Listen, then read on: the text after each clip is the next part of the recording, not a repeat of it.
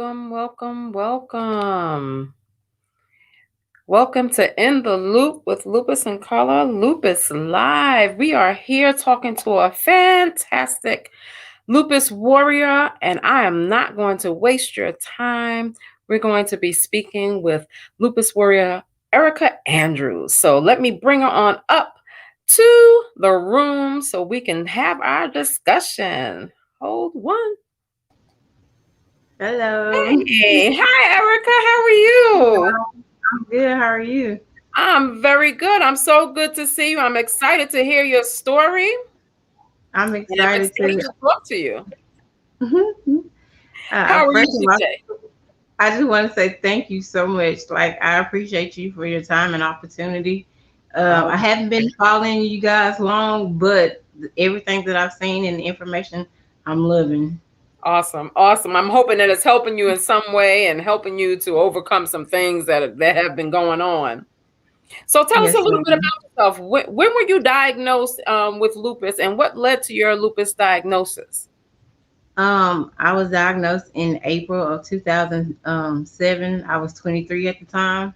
Um, I had started this job like in '06, like the summer of '06, and it's a manufacturing company, and so I'm on concrete, and 6 months into the job everything's fine, but I've started beginning having like pain in my knees, Mm, joint pain, and so I was going to the doctor, and they was thinking it could have been onset early, arthritis, and then the fact that I'm on concrete.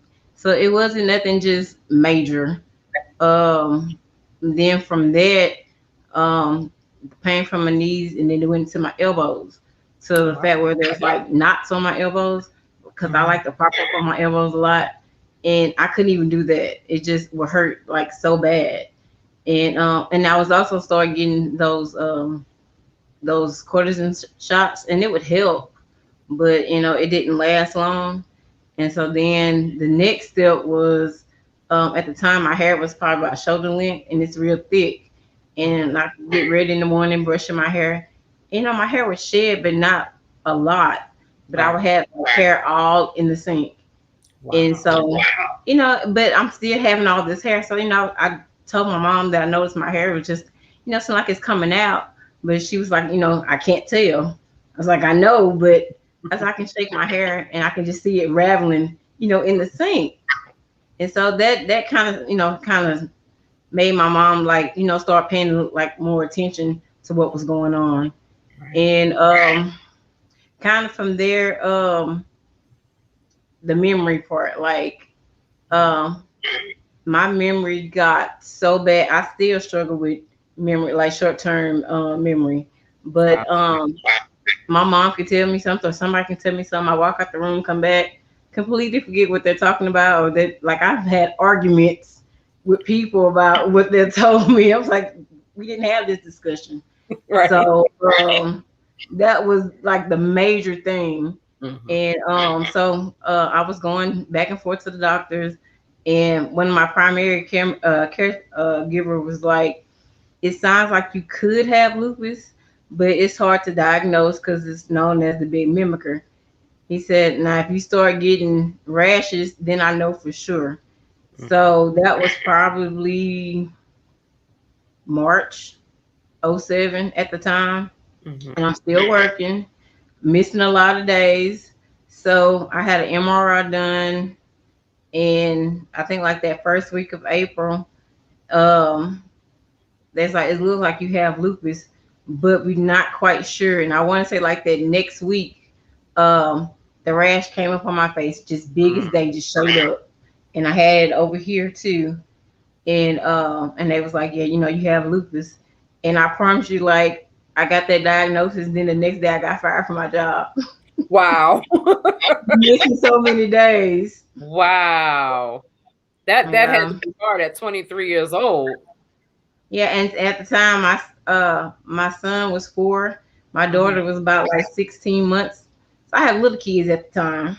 They were little, So and you had so lost your job, you weren't feeling well, you got a new diagnosis, you got 2 young children, you were just going through it.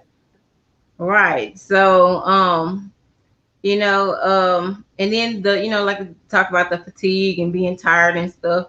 It was bad, but it at the time it didn't seem that bad. But it seemed like once I got the diagnosis, and I didn't feel crazy anymore because I knew something was wrong, but I just didn't know what. Right, right, right. So, so it in a way it kind of was a relief, Mhm. and like I didn't really know what lupus was. I had heard of it, and what I have heard about it was mostly, with women that had kidney issues, Mm, and the two ladies that I kind of knew of, they all passed from it. So the only thing I knew about lupus is that it affects your kidneys, and you can die from it, and that was it. wow. So I didn't know it could affect many different things. Yeah, yeah. I guess at the age that you were and the things that you were going through, and you were just focusing on what you had heard about it, and I'm sure that might have made you a little scared at that time, right? Right. Because now I'm having rashes all in my hand, like these spots, sores in my mouth, my nose, my ears, just different things that's going on. And then the fact that if somebody touched me, it felt like I was getting electrocuted. Wow, wow. Yeah, I know that It was feeling. hor- it was hor- it was like so horrible. Yeah, yeah. And what did they actually diagnose you with? Did they diagnose you with SLE or do you have lupus nephritis? Which lupus do you have? SLE. Okay, okay. And how did your mom handle that? Because I know as a mom, Um, for me, as a mom, you're just like, oh my gosh, not my child. What's going on? she handled it quite well. It wasn't like she panicked about it because she was like me. She quite didn't know the severity of lupus. And then I had a younger sister that's a diabetic. She was Okay, diagnosed when she was 10. So she had went through so much stuff with her, like it's three of us. It was like I'm the oldest, my sister was the middle child, and then my brother. So me and my brother were like the healthier kids compared to my sister. So she been sick like most of her life or whatever. And so she didn't freak out about it. It was like, okay, you have this, we just gonna get through it. right, Well, like I said, I got diagnosed in April.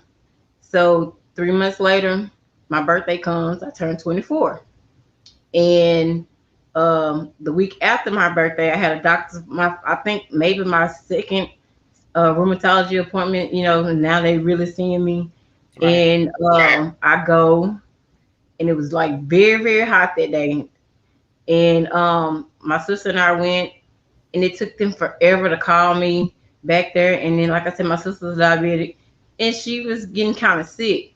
And I told those people, y'all have 15 minutes to call me, or I'm leaving. I said because I had to travel almost 2 hours to the specialist just from where I lived at the time. So they never did. They called me back for do the vitals and stuff, but they never did call me back after that. And so I left. Well, I didn't know that they wanted to put me in the hospital and run tests and do a spinal tap on me. I didn't know all this. I went home. So this is July 27th.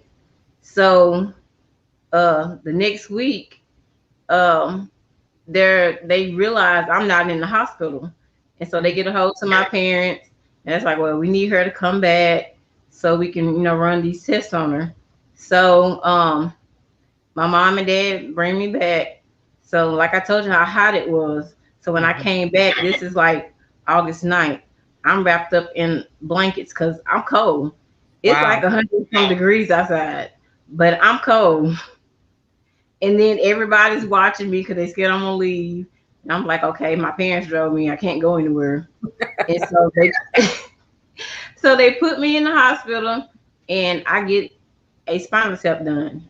Mhm. Now, I'm only telling you what they told me. I can remember going, and I can remember being in the hospital, but I don't remember like the procedure and all what happened. I just do remember after it was done, I was talking about my head hurting like very very bad. and they gave me something, and it was better. Then it started back hurting again, and after that, only thing I know, my dad is like, baby, you have to just believe in God and trust in God that you're gonna be healed. And I'm thinking to myself, why is this man talking to me like I'm 5 years old? But what happened, but what happened was that I had a brain aneurysm and a stroke. Mm. So Wow. that's why he was talking to me like that. So while they were And doing the spinal tap, you had a brain aneurysm and a stroke at that time? I'm okay. I'm not exactly clear of what happened, but from what I researched, I'm thinking, okay, so I had the aneurysm and Mhm. it burst, so that's why my head was hurting real bad. And so they went in to stop the bleeding, and in the process of the surgery, I had the stroke. Got So you. I have left Wow. side weakness. Wow. All this at 24. Yes, ma'am. 2 weeks Whew. after I turned 24. Yes, What a ma'am. birthday gift, right? Right. But look at you, you're here now. So Right. so your father was talking to you and you're like, what's going on? What's your deal, Dad? Right. And so, and he's like the only person I can remember at the Mhm. hospital. I knew my mom was there, but I can't remember hearing her voice. Thank goodness she took pictures of everybody that came to visit me. Cause when I tell you I can't remember any of that, no memory at all. Which is probably a good thing. Because that was a big deal. That was a really big deal. A really big deal. When you first found out you had lupus and after your stroke, and how long did it really take you to recover from the stroke? And how long did it take you to just realize that I have a life altering disease and I have to change what I'm doing and my whole life is going to change? How long did it take for you to recover from all that? Let's see, I had the stroke in August, so about I don't know, maybe I can recall at least about end of December, beginning of January. Mm, Things were looking up as far as me learning how to walk and everything, learn how to function. mhm, Like to me, lupus went out the door. Everything was about me recovering, trying to get back to normal. right. Cause while I was in the hospital, um, they did what you call infusion, was Mhm. like chemotherapy. I did cytoxin. I think that's how you say the name of the medicine. Yeah, that's it. um, I think I did maybe 6 or 7 rounds of that. Mhm, And so by the time it's 2008, I mean everything got better as far as lupus wise. All right. that was just I started, I guess becoming myself and starting to understand things better. Because at that time, it's like whatever you told me, that's what I did. I didn't question it. I'm just trying to learn all over again. Right. So the I think at the time the hardest part was just learning how to walk again because I didn't realize how far off the ground I was. So the first time they stood me up, oh, it was horrible. I Really. had these little ladies trying to help me that's like 5 foot, and they didn't realize how tall I was. And like Right. I'm 5'10", and so they was like, "Oh my God, you taller than we thought." And I was like, and they had me scared because I was like, "I'm gonna crush you." I'm about to crush you down, lady. You got to brace yourself. Yeah, but I got through it. Yeah. Yeah. Awesome. I mean, it's so much it's so much that came on you at one time. And it's like it just once it just started this whole dribble down to everything that was going on. It Everything. was crazy. Like it's like I couldn't catch a break for anything. And Right. then I think once I kind of started moving around and trying to walk, and then I found out I had clots in my left leg. I had like Mm. 7 or 8 of them. So they had to put what they call some type of little one thing to catch them. Then they took it Okay. out, Hmm. and so that was kind of horrible. Yeah, that whole a whole nother issue that you had to deal with. Right. Wow. Wow. How do you usually explain lupus to people that don't understand it? Most people, they don't even know I have lupus. What Right. they see is what happened, the residual from the stroke. Mm. And most people don't even know I had a stroke. They assume I've been in a bad accident Oh, or something. Like sometimes really? it's noticeable and sometimes it's not noticeable. Like at my job, um they didn't know I had lupus and they didn't realize I had a stroke either. They just thought I was in a car wreck because I had broke my wrist. I tripped and fell about 5 years ago on Mm-hmm. the road and I broke my left wrist. So I was talking about my wrist being broken, so they just assumed I've been in a wreck. So um, that's what they think. So I've the last 4 years I've been working at Home Depot. I'm the paint lady. Well, Saturday will be my last day because I've Oh, been wow. having issues. Yeah.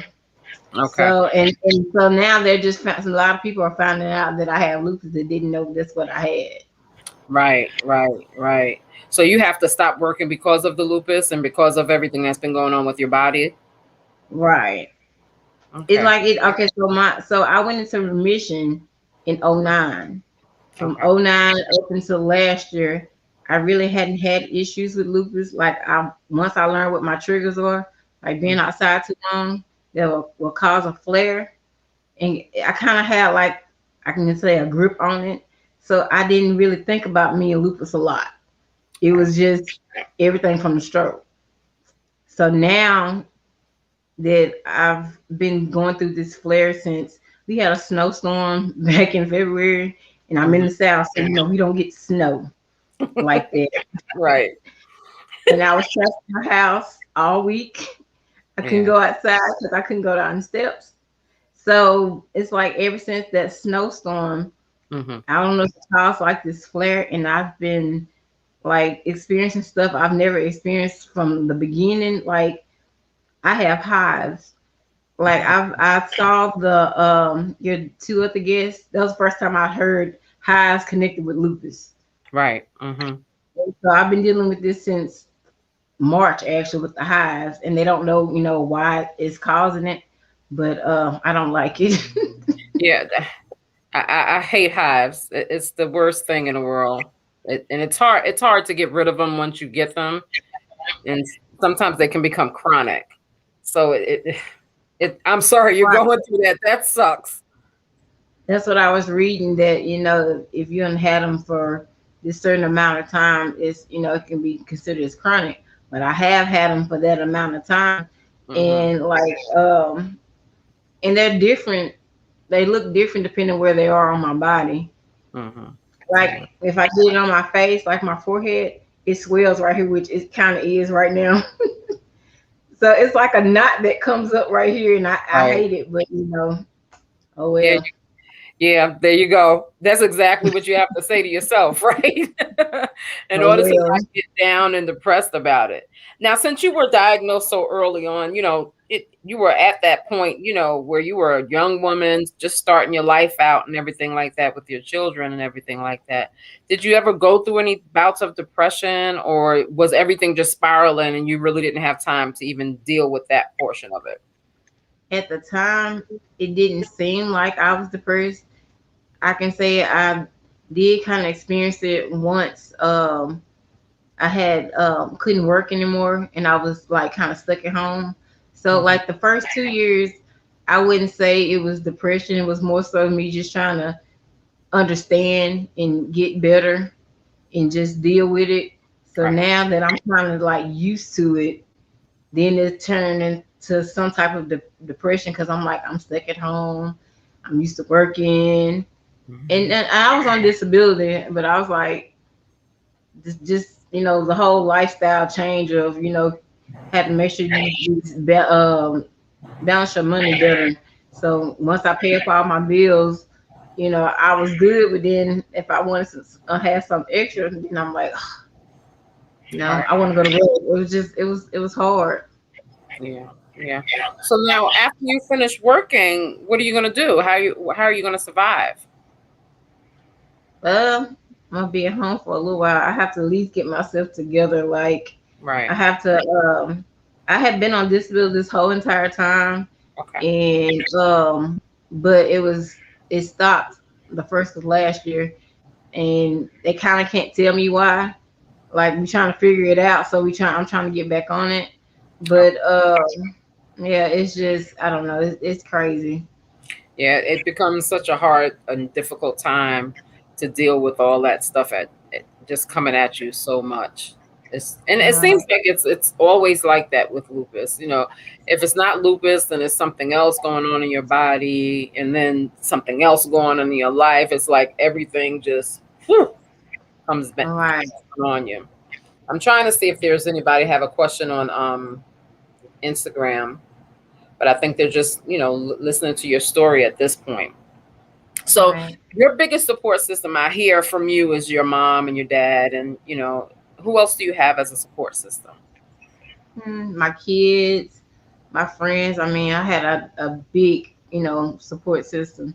It Good. was like, when everything happened, people calling, checking on me, coming by. It's like you can't wait to see people. But then when you kind of start seeing people, it was scary though because like maybe somebody that hadn't known that you went through something, so they used to you before. So then when they see you now, it's kind of like all these questions like what happened, and then it got to a point where I didn't want anybody to see me. It was just it's kind of hard. And one of my best friends went back to college and graduated, and I was like, you know what? Since I can't work, maybe I can go back to school. And I'm There you I'm go. having all these big dreams and ideas, right? And I was like, how you gonna do this? You don't even want to be around people. Like you don't even want to be around people. Like you don't want nobody to see you. But so in a way, Right. that was kind of my way of I guess healing myself in a way. So I did. I went back to college and I graduated. And that wasn't my goal. My goal was to go to see if I can survive in a classroom with people and be Wow. around, mass of people. And it got easier and easier. And like I had, good grades. I said, why did I have grades like this in high school? I was like, okay, well, I'll go back another semester until I Right. graduated. Wow, So that's awesome. So what college did you go to, and when did you graduate? to South Ark Community College in El Dorado, Arkansas. And I started in '09 and graduated in 2011. There you go. There you go. Well, that was a great achievement for you, considering everything that you had been going through. All right. That is awesome. You were like, I just want to see if I can get around people. I don't even care. I'm trying to find out how I can reacclimate myself, right? Right. That's So hilarious. that helped a whole lot. It really did. Well, it's so good that you were in that mindset of, look, I need to do something to get out, and something that will make me feel just a little bit better. And knowing that I'm somewhat normal, so to speak, Right. I was going to class and getting good grades, graduating. That's just such a great achievement. All right. A I mean, I great, had I still had two small kids that depended on me. right, right. Look, and I had big kids because my son just graduated last month. Wow, wow, wow. I mean, and you're doing all this being a mother. You know what I'm saying? So it's so good to hear how much you've overcome to get to where you are today. You know what I mean? It's just an amazing story to me. Yeah, I mean, having faith and then the mindset of um, it's always somebody that's in a worse position than you are. Hmm. Like I like to watch at the time, especially when I was in the hospital, like Discovery and people that's born with some type of deformity and they still living normal lives. Like watching that helped me more than anything because Hmm. there are people in worse situations than you, so you just have to suck it up and do the best that you can. Yeah. Yeah. But I mean, you get yourself in that mindset, and it is what it is, right? You're like, okay, come on, get yourself together, get your act right, and just Right, do what you have to do. right. because I mean you had to learn that at such an early age. So and then watching your sister, I have a 23-year-old son that has diabetes, type 1 diabetes. So watching her go through the issues that you saw her go through kind of almost prepared you for your own journey. It really did. Like all the times I've seen her stuck or in the hospitals and have to get those cut downs when they couldn't get a vein or something like that. So when I would go, I didn't complain about all the stuff that was happening to me because I watched her do it. Right. Like it was hard, but I used to tell her all the time, like if it wasn't for you or me watching what you went through, I don't think I could have, dealt with it. But Right. she passed away 3 years ago Oh, I'm from sorry. kidney failure. hmm Oh, Having diabetes so long till she went in renal failure. oh, I'm so sorry to hear that. She Mm, instilled thank such you. strength in you, though. She really did. She Yeah. really did. And when you look back on that, it's like, thank you. That's all you can really say. And just, Right. know that she's in a better place with no pain, right? Right. That's amazing. I mean, even so now you had lupus, you had the stroke, you had an aneurysm, you had the issues with your legs, the blood clots, and your sister passes away, and you just building up that strength to just get through Right. your next days with two small Right. children. Right. So yeah, I mean, you are super strong. I can't Thank even say you. it any plainer than that. You are so strong, and it's amazing. I speak to so many people that have lupus or that don't know about lupus, and I just get amazed at the strength and the persistence that every lupus warrior has. It's just an amazing thing to me. Right. What are I your most enjoy chiffon. say it again? Chiffon. I enjoyed chiffon story. Like Oh yeah, yeah. Wasn't she hilarious though? I loved her yes, spirit, very, you know. very, And it's very. funny because I see the same spirit in you. You know what I mean? It's like I just have a can-do attitude. I'm just gonna do it and whatever it takes, I'm gonna get through it and overcome it. And it's just amazing. Thank you. What do you usually uh do to cope with pain? We go through so much pain having lupus and dealing with one pain to the next. How do you cope with that?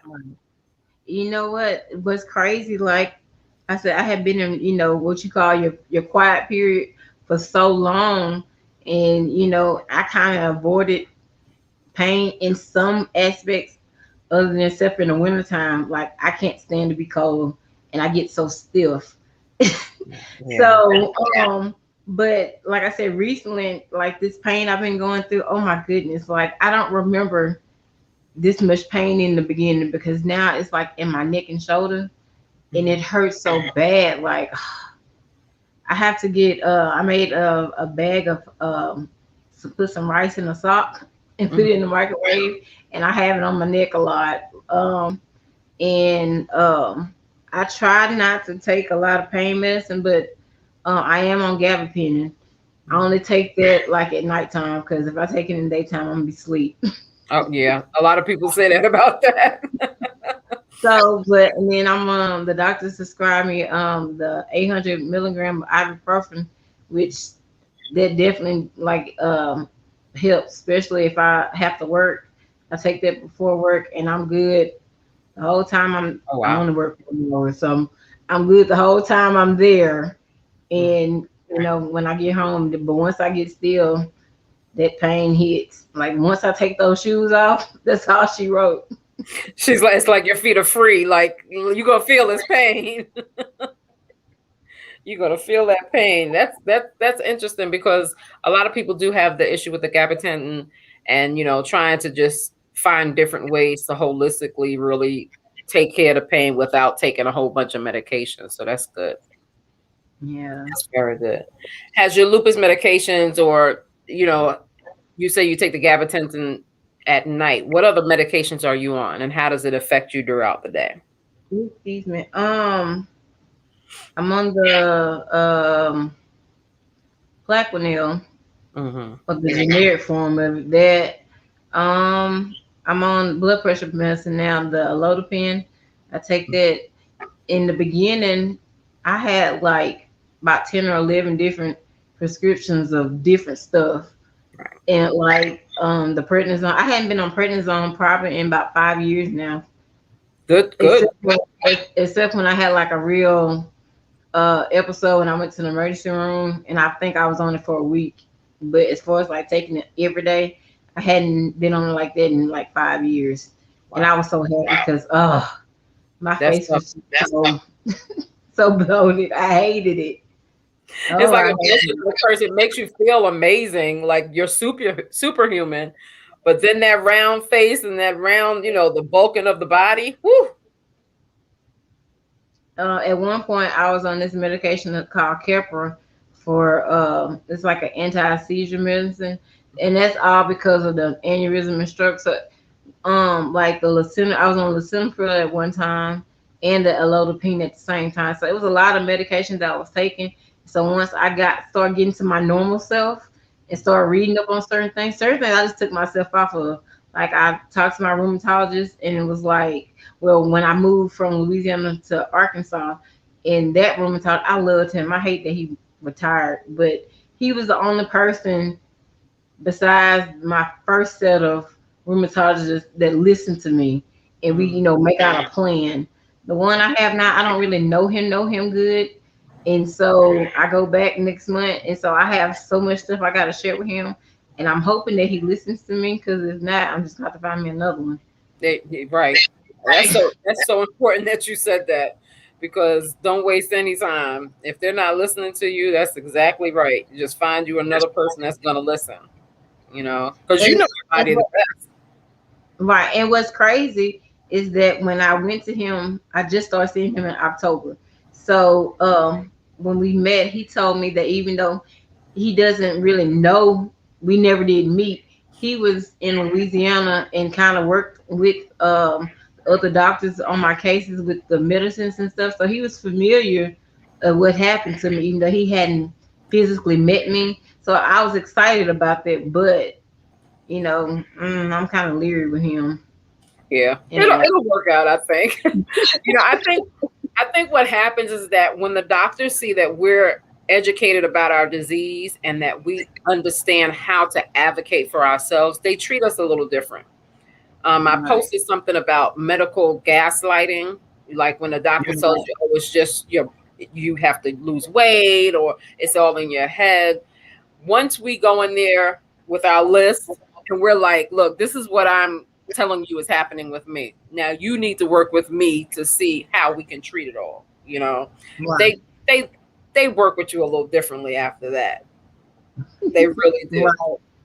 right. Someone on Sarah from Instagram says, "Did you have any kidney issues?" So far, so good. No kidney issues. Good, good. And that's the best thing, especially since you were taking all those medications. But once you got off that prednisone, it kind of helped that too Right. to get rid of that. And now, how do you handle the physical demands that lupus brings? I know you were working on that hard concrete, and now you're getting ready to stop with the Home Depot. What other physical issues did your stroke bring on that you know might make you just take some precautions? Um, it's everything. Like the main thing is like balance. I think when I first started, that was the most physical job I'd had since my stroke. I had two other jobs before that, but it was like office work. So I mean, I didn't do anything but sit on my behind. It was just that I froze to death. I couldn't deal with the coldness. You It and was Cole just just don't get along. I would have jackets on, and it was like, Eric, I know it's not that cold. And yes, it is. To me, it is. Like Right. it feels good, but once I've been there too long, and okay, now I'm cold. Yeah, So, get down to your bones. right, like everything my grandmother used to talk about. I understand. I promise I understand. I It's definitely like, I'm cold. understand. You go get you a jacket. That's funny. It's funny because as we learn and as we grow and as we grow older, we get to see how much our parents really were right in a lot of the things that they were doing. And it makes us see exactly how much we are much alike as our parents Right. and our grandparents at that time. Yeah. Let's see, what else do we have on here? Hold on 1 minute. Someone says, Sarah says she takes 16 pills per day. I remember doing that at the beginning as well, Sarah. And these are all Me coming too. from Instagram. I'm sorry. Do you have Okay. Indonesia? So Sarah also works at Home Depot, so that's pretty cool.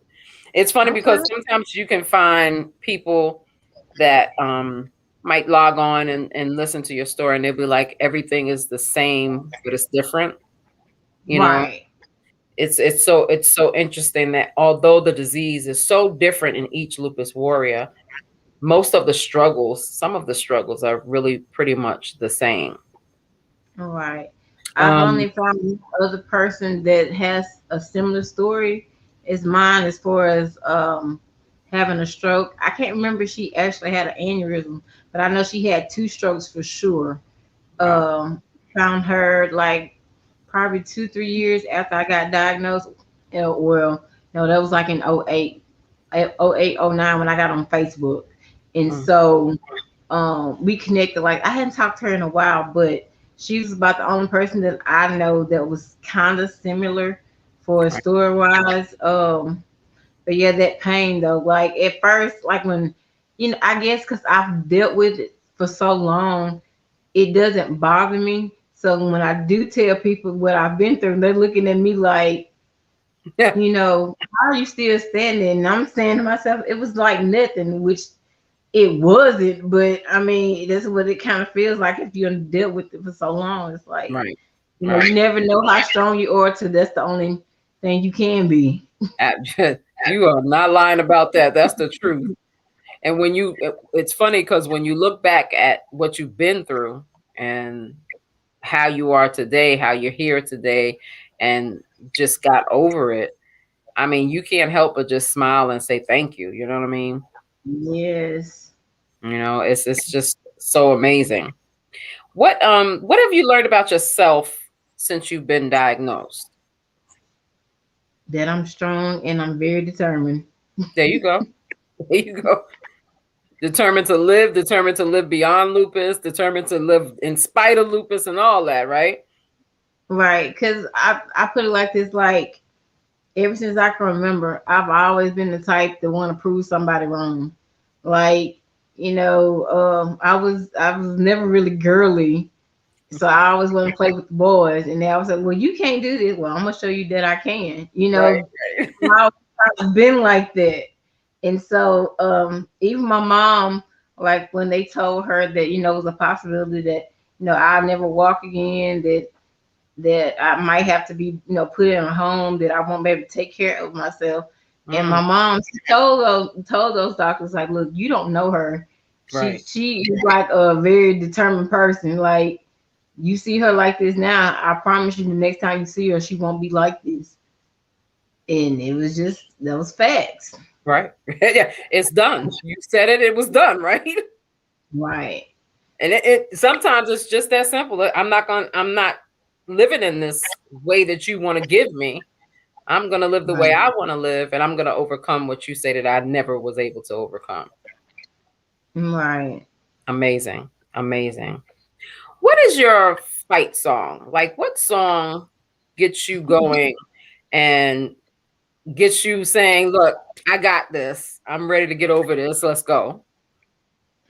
Oh, I don't know. I like music is like my therapy. So I always been big on music. So it's just depends. Let me think. And I said I was gonna be prepared for this question. Now I can't remember what it is. Um. Uh. I can't even remember. Because I listen to some of everybody. Oh. I know Drake song. What is it? Is it Won't Stop? Unstoppable? Oh Something. yeah, It's something like yeah, I that. know what you're talking about. Look, I like that song. look, look, it's my ringtone. I don't even know the the name of the song. I love it. I love it. I love it. I mean, because there's sometimes music will take you out of a place of darkness, and it will Right, just uplift you. And I love to ask people what their fight song is because it's important for you to have something to get you out of the pit of what lupus can bring you into. right. It's Absolutely. it's crazy. I mean, I listen to so much. One song I've been playing a lot, and it was funny because I kind of forgot about it.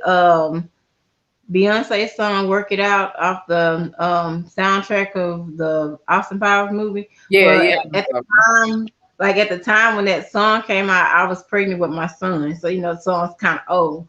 So it happened to come on, and I'm just like, yes, like just the beat of it, like it took me back. So like I'm always listening to stuff that's old, like either before my time or the time when I was in high school in a few years after. So my kids are like, Mama, you need to do better. Like, Come on. but then when those songs come on, I hear them singing it. And so I was like, you learn Wait a something. minute. You like that song. You really like that song.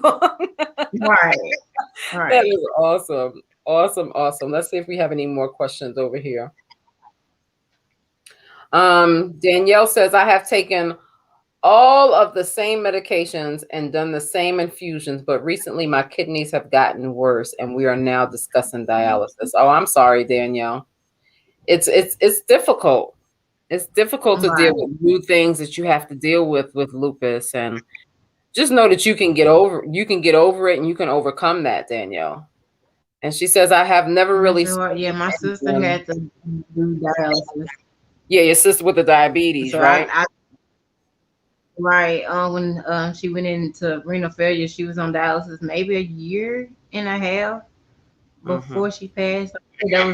That was 3 years ago. So but what's crazy was when I got to see her do it, and I saw the machine, right? So technically, I had that done to me too while I was in the hospital because I remember the machine, and in my head, I was like, "That's like a tape recorder."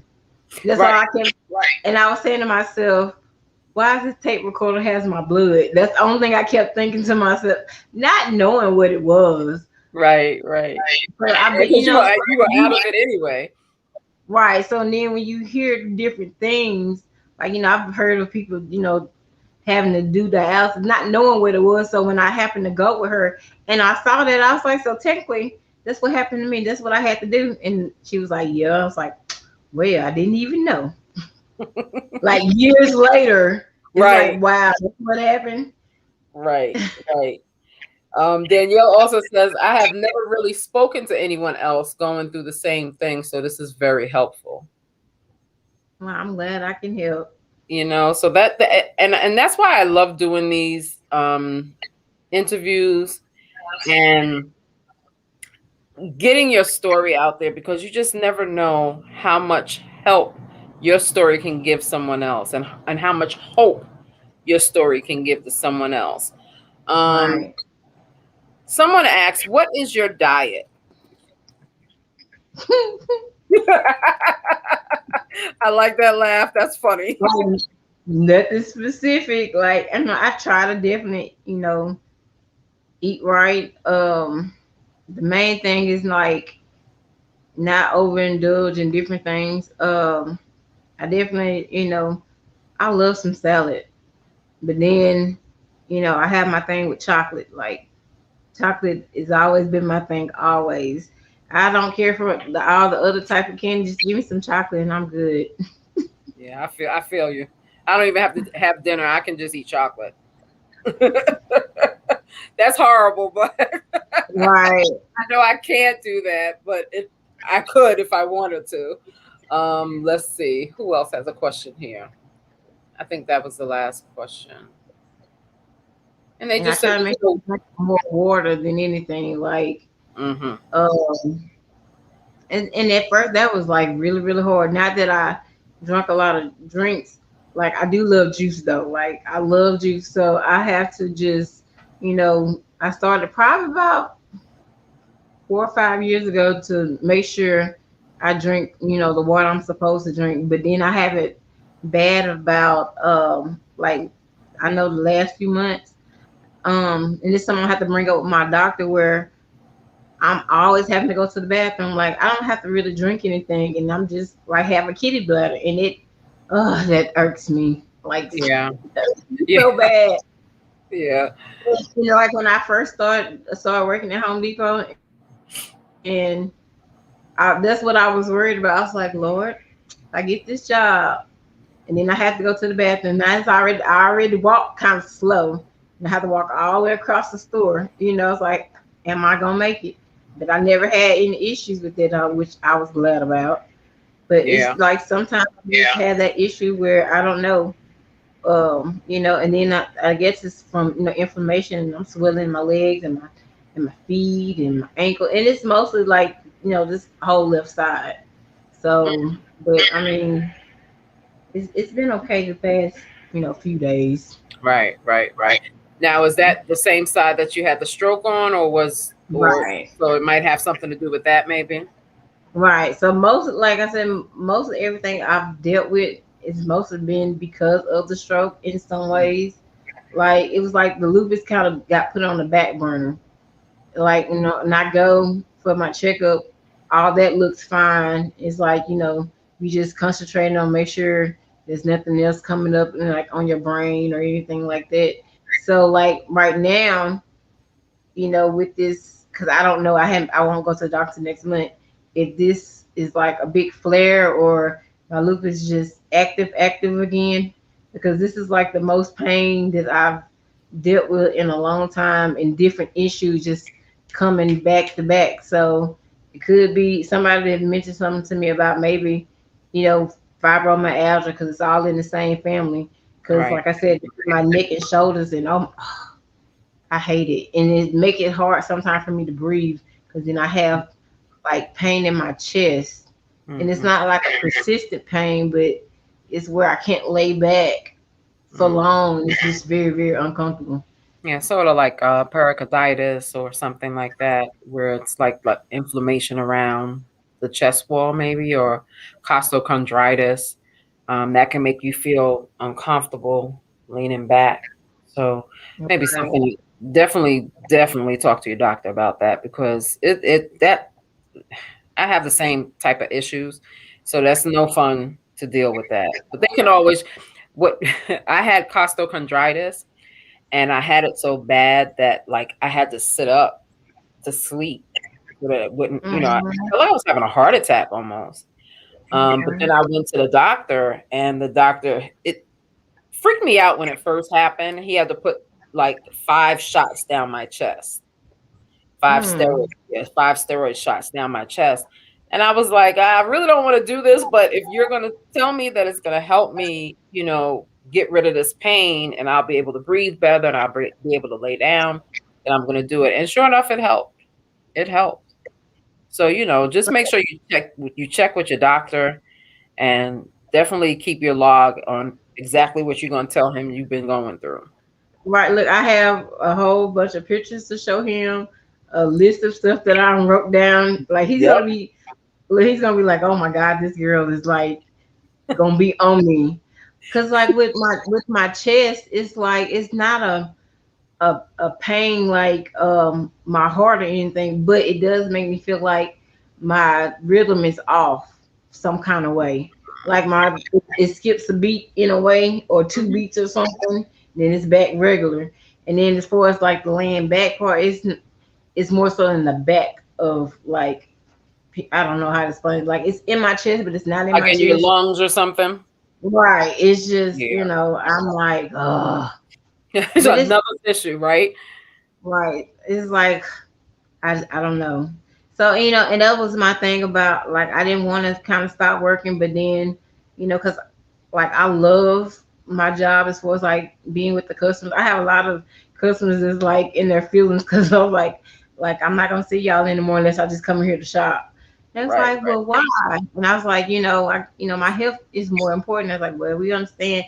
And most of them would always fuss at me, like, I don't understand why you work. Like, Mm, cause sitting at home is depressing, but right now there's just something I have to deal with. Cause yeah. you know, Yeah, and what ends up happening is you end up finding different ways to not entertain, but different ways to find that to fill that need of being around people and doing things that make you feel a little better for yourself. I've been on disability for quite some time, and I think that was the biggest blow for me to not right, be able to work, you know, because I was a former athlete. So, to not be able to do athletic stuff and not be able to work, I just was like, what is going on? But after a while, like you said earlier, I had to change my mindset to to get to the point where this is what it is. What can I do to change it a little bit and make it better right, for myself? It's just I'm not going to say that the pain from lupus is in your head. That's not what I'm saying at all. But the way we perceive our pain and the way that we respond to it makes a huge difference in how we fight and battle lupus. right. Because for the most part, it's like you kind of used to being in pain, so you ignore it for the most part, unless it's something new. Then it's like, now you have to retrain yourself not to think about it Right. as much. So, right. So, I get what you. you just gotta, like you just said, train yourself to not let Mhm. it, not let it bother you as much and just do the things that you're supposed to do to get it done. You know. Right. And unfortunately, it has to be like that for us because I mean, what else are we gonna do? You Right. don't want to go to work every single day and all that stress from work weighing on you, and you're not able to eat, sleep. You're in pain all the time. So you got to do something to help you, and it starts with doing it in your mind, I imagine. Right. Somebody had a question. Um, Someone asked, "Was it hard to get disability?" I can't see who asked that. I'm sorry, whoever asked that. But they asked, was it Okay. hard to get disability for you? So, when I first got diagnosed, the first thing that was I was advised that's like, you need to go try to get disability. So I'm looking at them like, look, I'm fine. Like, I know what I have. At the time, I wasn't like going through all the stuff that I end up going through, but I went and I was told that they're gonna deny you, but at least you're kind of like in their system some kind of way. Right. So because I done that first, when I had the aneurysm and stroke and I was in the hospital, it made it easier when my mom went to go do it again for me, and I got it automatically because I had already kind of went through the process. So it was fine until now. Right. Right. So now, it's an appeal, and they're just trying to figure out, like, because it's some false information. Like, I guess, like, you come into review, like, however many years. And so this time when I came into review, and there was these two doctors that said that they saw me or whatever, they didn't see me. I have never heard of them. So what they're doing is going by, I guess, like paperwork or looking at my chart. So it's like I look good on paper, but you hadn't seen me in person. And Right. then because of the pandemic, they couldn't schedule a in A person interview redetermination. like in person, so it was over the phone. So that just made it worse. Yeah. So now hopefully I can, see them in person. This is what we're hoping for. So it won't Yeah. be such a big deal. Yeah. I think they Improvement. always give you a hard time to get disability, and they put you through so much stuff. And it took me about 2 years to get it, and I couldn't have any type of income during that time. Right. So it takes a while to get it, and I think because of the laws changing, it's even harder now to get it. So you just Right. have to be real consistent. If you get denied, and I'm talking to I don't remember who asked the question. If you get denied, make sure you get a lawyer up, Mhm. and allow that lawyer to fight for you. And they're going to fight for you because they don't get paid until you get paid. So, Right. just make sure that you're really doing what you have to do for yourself and getting the right people involved to help you All get that right. stability. Um, what is a favorite quote that you have that helps you throughout your life? Um, like what doesn't kill you makes you stronger, for Ooh, sure. isn't that right? That is so true. That is something definitely to live by. And Good it's one more, and it's one more other quote. It was a DJ here that passed away, and when he get ready to get off air, he would always say, "Walk by faith, not by sight. Make your next move your best move." All right now. I DJ like Star. that. I like Yeah, that. And that's something definitely to live by. it really is, right? I Right. mean, you can't beat it. You can't beat it. Awesome, awesome, awesome. I want to be respectful of your time, Mhm. and it's almost been an hour that we've been on, but I want you to give um Lupus Warriors a little bit of advice. What if you could give a new Lupus Warrior? We have a new Lupus Warrior on Instagram that was recently diagnosed. If you could give her three different pieces of advice, what would it be? Trust yourself. You know, um, just definitely you have lupus, but lupus doesn't have you. You just have to, first surround yourself with positive people. Hmm. You need some type of support system. And if you don't, you have to find that courage within yourself, because nobody knows your body better than you. That's true. And just try to have a positive outlook on life. I know, in these times, there's always something going on, and it can be a depressing time. But like I said, what really helped me, besides like watching the things that my sister went through, is that there's always somebody in a worse predicament than you are, and if they're finding ways to make it, that means you can too. Ooh, absolutely. Absolutely. Those are great words. I have thoroughly enjoyed talking to you. I I'm so enjoy happy to talking be to you. I'm so happy to be in contact with you. And if you need anything, always just reach out and let me know if you need some direction or if you need help with anything, just let me know. We're always here for you. It has been a pleasure. I've been so excited. I was nervous, and now I'm No, like, right now you can breathe. Well, I surely appreciate you coming on and I appreciate your story. I'm so proud of your fight and I'm excited to be in contact with you. And I can't wait to hear what these next couple of years and next couple of days for you have in store. Um, Tanya says, great advice. Keep up the good fight, sis. thank you. So I'm so happy for you. I'm so glad that you're here. I'm so glad that you have overcome all of the issues that lupus has put on you.